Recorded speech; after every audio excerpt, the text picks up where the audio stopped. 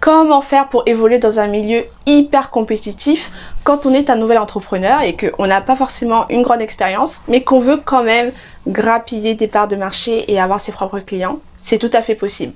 Alors, il y a plusieurs façons d'évoluer dans un milieu compétitif, et une de ces manières-là, c'est le positionnement, c'est-à-dire la manière dont vous allez vous démarquer de vos concurrents. Et encore une fois, dans ce processus de positionnement, il y a plusieurs façons de faire. Et aujourd'hui, je vais vous parler d'une manière en particulier qui est vraiment super importante, qui s'appelle le branding. Qu'est-ce que le branding? Pourquoi c'est important? Comment est-ce qu'on s'y prend en pratique? Je vais vous donner des éléments de réponse dans cette vidéo, donc regardez-la jusqu'à la fin. Salut à toi et bienvenue sur cette chaîne. Je suis Miniel Goufak, la fondatrice de Acom Agency, une agence de copywriting et de marketing spécialisée dans le discours de vente et la proposition de valeur. Donc si tu es un nouvel entrepreneur et que tu cherches des stratégies efficaces pour augmenter tes ventes, alors que tu n'as pas beaucoup d'expérience et que tu n'as pas un gros budget, alors abonne-toi à cette chaîne et active la cloche de notification pour ne pas manquer les stratégies que je te partage chaque jeudi. Qu'est-ce que le branding? Alors tout simplement, c'est une forme de marketing qui va être axée sur votre image de marque ou votre identité de marque.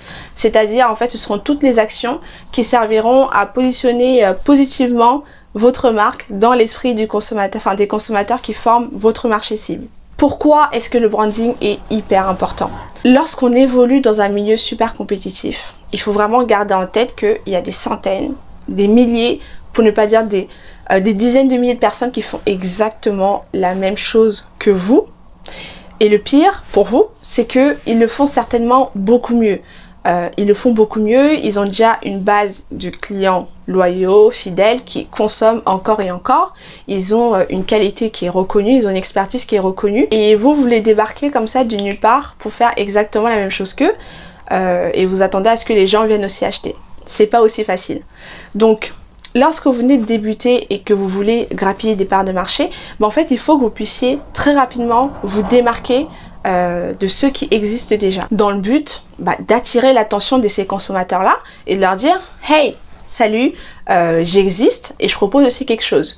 Et si vous voulez attirer facilement leur attention, il faut en fait que votre branding soit super bien travaillé. Donc avoir un bon branding vous permettra de séduire les consommateurs, les prospects avant même qu'ils ne soient des clients. Donc vous allez les charmer, leur dire regarde ce que je fais, je parle bien, j'écris bien, mon produit il est joli, etc. Mes propositions est pas mal, pour qu'ils se disent ah tiens ça a l'air intéressant, je vais acheter pour voir, vous voyez. Donc l'idée c'est vraiment de les séduire, de les draguer en quelque sorte avant de signer l'affaire. Et pour ceux qui sont déjà clients chez vous, lorsqu'ils achètent vos produits, ils ressentent certaines émotions, ils ont une fierté en fait qui les pousse à rester chez vous et à toujours acheter. Je n'en parlerai pas ici. J'en parlerai dans une autre vidéo parce que ça nécessite un peu plus de temps. Donc l'idée c'est quoi? L'idée c'est de charmer les prospects avant même qu'ils n'achètent et c'est de continuer à séduire ceux qui ont déjà acheté. Et ce serait vraiment une erreur fatale de négliger votre branding parce que en fait c'est la vitrine de votre entreprise. C'est-à-dire que c'est ce qu'on voit avant même d'acheter et si déjà ce qu'on voit en externe n'est pas très beau, ça donne pas envie d'entrer. C'est comme une boutique. Lorsque les mannequins sont bien habillés, les vêtements sont intéressants, on a envie d'entrer pour découvrir tout ce qu'il y a dedans. Mais si la vitrine est sale, c'est poussiéreux, etc., c'est sombre, on n'a pas envie d'entrer alors que peut-être dedans il y a des merveilles à des prix très abordables ou je sais pas. Donc faites vraiment attention à ce que votre branding soit très bien travaillé parce que c'est ça qui va donner envie aux prospects d'acheter et c'est ça qui va donner envie aux clients de continuer d'acheter. Et maintenant, comment on fait pour travailler son branding en pratique? Alors, ce serait trop long de parler de tout ça dans cette vidéo, mais je vais vous donner en fait les grandes lignes. Alors, il y a 3 catégories de branding. Il y a le professional branding, c'est-à-dire travailler sur votre image en tant que professionnel pour valoriser votre expertise dans un cadre professionnel, généralement sur les réseaux sociaux. Donc ça va être toutes les techniques que vous allez mettre en œuvre pour que les personnes vous reconnaissent en tant qu'un expert dans votre domaine. Il y a le personal branding, donc c'est le branding de votre personne. Donc ça va être aussi toutes les actions que vous allez mettre en place pour faire de votre personne une marque à part entière. Et la dernière catégorie, c'est le branding de votre entreprise. Donc, c'est-à-dire, c'est exactement la même chose, sauf que ça va consister à mettre en valeur votre entreprise à vous, indépendamment de votre personne. Et donc, le professional branding et le personal branding sont parfois très liés. Et le professional branding et le branding de votre entreprise sont également liés. Vous voyez, donc il peut y avoir ces connexions-là qui existent. Ça va vraiment dépendre de vous, mais je vais vous donner dans quelques instants un peu plus de détails sur chacune des 3 catégories. Eh bien, comment est-ce qu'on s'y prend en pratique? Alors, par rapport au branding de votre entreprise, il y a plusieurs éléments qui vont y contribuer. Donc, la première chose, ça va être l'identité visuelle. Donc, tout ce qui va être charte graphique, logo, couleur. Est-ce que votre logo est joli? Est-ce que les couleurs que vous avez choisies sont cohérentes avec ce que vous faites? Si vous faites par exemple dans la nourriture, il y a des couleurs que vous n'allez pas choisir parce que ça n'a aucun rapport, vous voyez. Si vous faites par exemple dans du chocolat, peut-être que la couleur que vous allez mettre en avant, ça va être le blanc, le noir, le marron. Parce que ça fait penser un peu plus au chocolat. Donc ce sont des éléments très importants aussi que vous devez prendre en compte pour votre branding. Une autre chose hyper importante, ça va être le packaging. Deuxième élément, ça va être le packaging. Comment est-ce que vous choisissez d'emballer votre produit, sachant que le packaging, c'est vraiment, voilà, c'est l'emballage, en fait, c'est l'enveloppe de votre produit. Si le packaging est très beau, on a envie d'acheter. Dites-vous qu'il y a des personnes qui gardent les cartons des produits Apple parce que c'est très beau, c'est très bien emballé, vous voyez.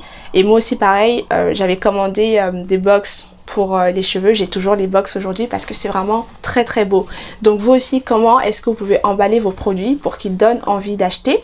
Vous pouvez choisir par exemple un emballage en verre, des produits en verre, parce que le verre quand même, ça donne, je trouve que ça apporte un peu plus de valeur au produit.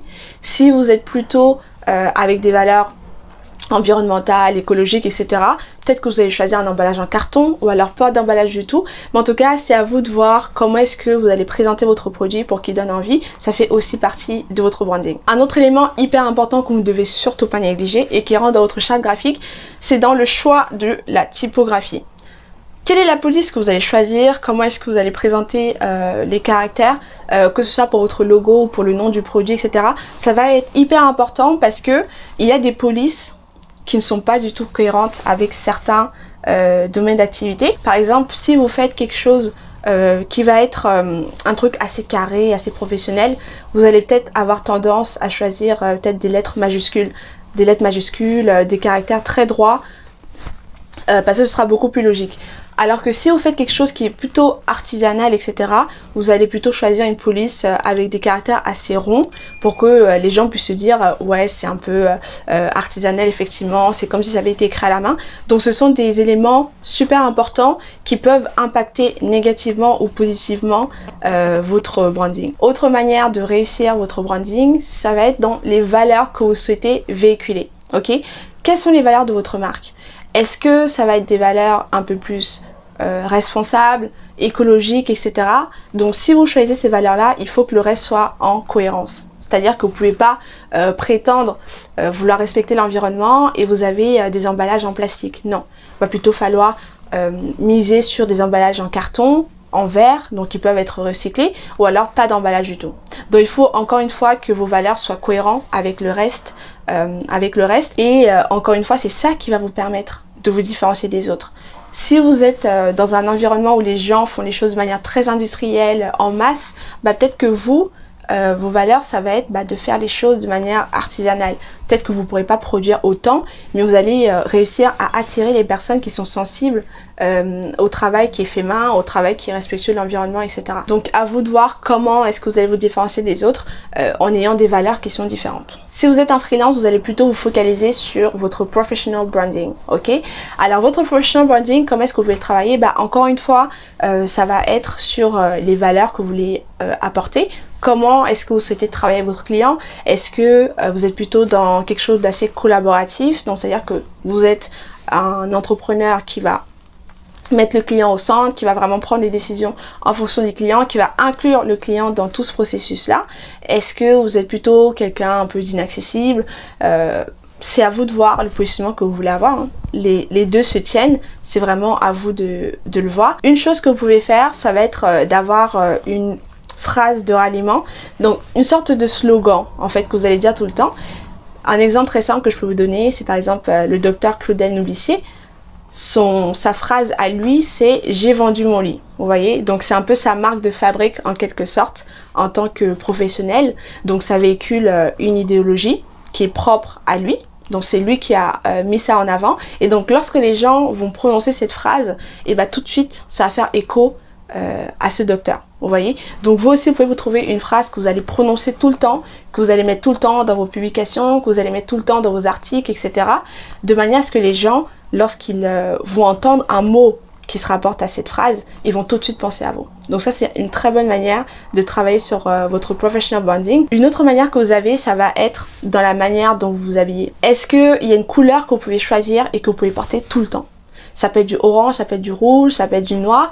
Donc une couleur que vous allez avoir tout le temps sur vous et qui va marquer les gens. De sorte que les gens vont se dire « Ah tiens, lui il est toujours habillé en noir ». Et des fois on va même parler de vous en tant que, je sais pas, l'homme à la cravate rouge ou la femme au chapeau rose. Vous voyez ce que je veux dire? Donc ça peut être aussi un bon élément pour vous distinguer des autres et attirer un peu l'attention. Ça peut être aussi dans votre manière, je sais pas, de vous maquiller en tant que femme. Est-ce que vous allez toujours avoir un rouge à lèvres noir, un rouge à lèvres violet que vous mettez tout le temps? Il faut vraiment que ce soit très consistant.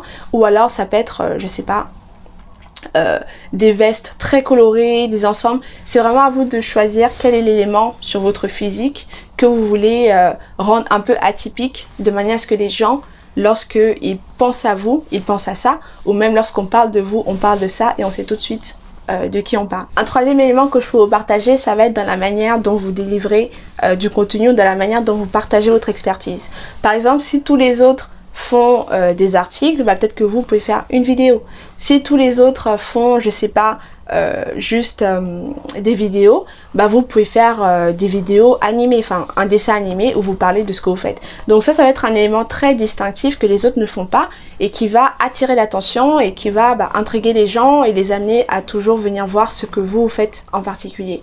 Donc quel est le format que vous pouvez adopter? Un format atypique de préférence, qui va faire en sorte que les gens vont se dire « Ah tiens, c'est intéressant ce qu'ils font, ah tiens, c'est marrant, personne ne l'a fait comme ça avant ». Et donc du coup, vous allez attirer ces personnes-là et vous allez les retenir parce que ce que vous proposez est plutôt intéressant. On reviendra plus en détail sur tous ces éléments dans d'autres vidéos.